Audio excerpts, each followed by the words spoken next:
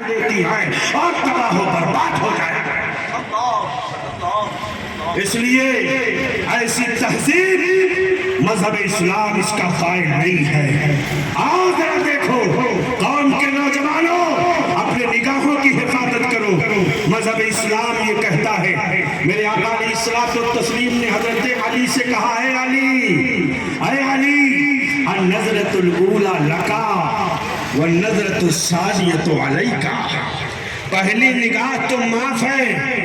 آج عریانیت کے اس دور میں جب کہ تہذیب اور تمدن کا جنازہ نکل رہا ہے، غیروں کی تہذیب کو ہم نے اپنا لیا ہے، آج ہماری بچیاں سرکشت نہیں ہیں، آج ہماری بچیاں محفوظ نہیں ہیں، زناکاری اور عیاشیوں کے اڈوں پر جا کر کے تباہی اور بربادی کا سامنا کر رہی ہیں۔ میں آپ سے پوچھنا چاہتا ہوں، 2023 آ گیا، 2022 گزر گیا، 31 نائٹ آپ نے بہت زبردست استقبال کیا، مگر 2022 2021 2020 ماضی کے 3 سالوں میں آپ چاہیے، اسی بھارت کی سرزمین پر کورونا جیسی بیماری آ گئی، لوگوں نے کہا یہ عذاب الہی ہے، عذاب الہی سے کم نہیں ہے، یہ عذاب الہی ہے۔ اور یاد رکھیے، جو قوم زنا، عیاشی، فحاشی کا شکار ہو جایا کرتی ہے، وہ قوم تباہ و برباد ہو جایا کرتی ہے۔ اسی لیے مذہب اسلام نے کہا ہے کہ اے لوگوں، چلو تو اپنی نگاہوں کو جھکا لو، اپنی نگاہوں کو جھکا کر کے چلو، اپنی نگاہوں کو جھکا کر کے چلو اور اپنے نفس پر کنٹرول کرو۔ اس لیے نگاہ بھٹکتی ہے تو دل بھٹکتا ہے، اور جب دل بھٹکتا ہے تو گناہوں کا صدور ہوتا ہے۔ میری قوم کے نوجوانوں، میں بہت افسوس کے ساتھ آپ سے کہہ رہا ہوں، آپ کے ہاتھوں میں گناہ کے بہت سارے ذرائع آ گئے ہیں، اپنے آپ کو محفوظ کر لو۔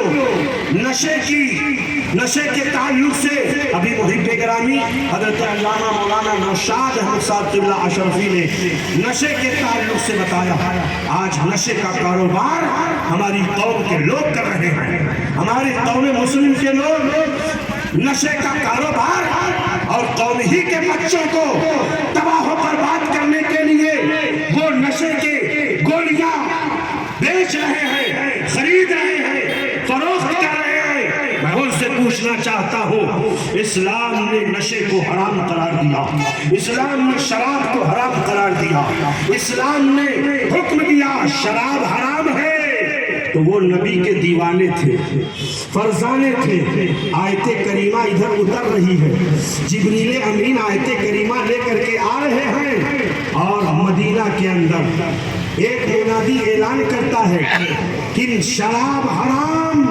اب جب شراب حرام قرار دے دی گئی تو لوگ اپنے گھروں سے مٹکے لے کر کے نکل رہے ہیں، شراب کے برتن لے کر کے نکل رہے ہیں، اور راستوں پر اسے پٹک رہے ہیں۔ اب ہم گھر میں شراب نہیں رکھیں گے، شراب کے برتنوں کو توڑ دیں گے، ہم شراب کے قریب نہیں جائیں گے۔ نبی کا حکم ہے، اللہ نے آیت کریمہ نازل فرما دی ہے۔ صحابہ بیان فرماتے ہیں کہ شراب مدینہ کی گلیوں میں ایسے ہی بہ رہی تھی جیسے بارش کے موسم میں ممبئی کے اندر آپ نے دیکھا ہوگا کہ جس طریقے پر سیلاب میں پانی بہتا ہے نا، ایسے ہی مدینہ کے اندر پر نالے سے پانی جس طرح بہتا ہے، ایسے ہی شراب بہ رہی تھی۔ نبی کے دیوانوں نے نبی کے حکم پر عمل کرتے ہوئے دنیا والوں کو پیغام دیا تھا، یہ شراب تمام جرائم کی جڑ ہے، یہ شراب تمام گناہوں کی جڑ ہے۔ شراب پیو گے تو نہ اپنی بیوی کو پہچان پاؤ گے، نہ اپنی ماں کو پہچان پاؤ گے۔ شراب پیو گے تو اپنی بہن کو نہیں پہچان پاؤ گے۔ شراب کو شراب کہتے ہی سے ہے، عربی میں اسے خمر کہا جاتا ہے، اور عربی زبان میں دوپٹے کو بھی خمار کہا جاتا ہے۔ خمار کا مطلب ہوتا ہے دوپٹہ، جو سر پہ डाल दिया जाए तो जिस तरीके पर दुपट्टे को सर पे रख दिया जाता है तो सर ढक जाता है। शराब को खमर अरबी जबान में इसलिए कहते हैं कि शराब अक्ल को ढांप लेती है, शराब ये अक्ल को माऊफ कर देती है। इसलिए आओ ऐसी तहजीब जिसमें मशरिकी तहजीब खत्म हो जाए, ऐसी तहजीब को जूती की नोक से ठुकराओ। ये मगरिबी तहजीब है और मगरिब में कोई महफूज नहीं है। अल्हम्दुलिल्लाह हमारा भारत, हमारा कल्चर, हमारी तहजीब, हमारा तमद्दुन, हमारी सोसाइटी इस्लाम की बरकतों से चमक रही है। और ये तहैया कर लो, ये आहद कर लो कि हम अपने मुआशरे से गुनाहों का जनाजा निकाल देंगे, हम गुनाह नहीं करेंगे।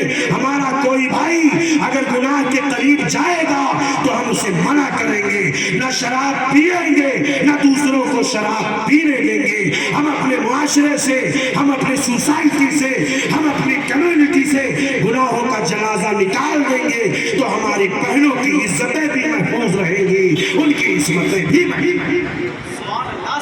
इस्लाम ये कहता है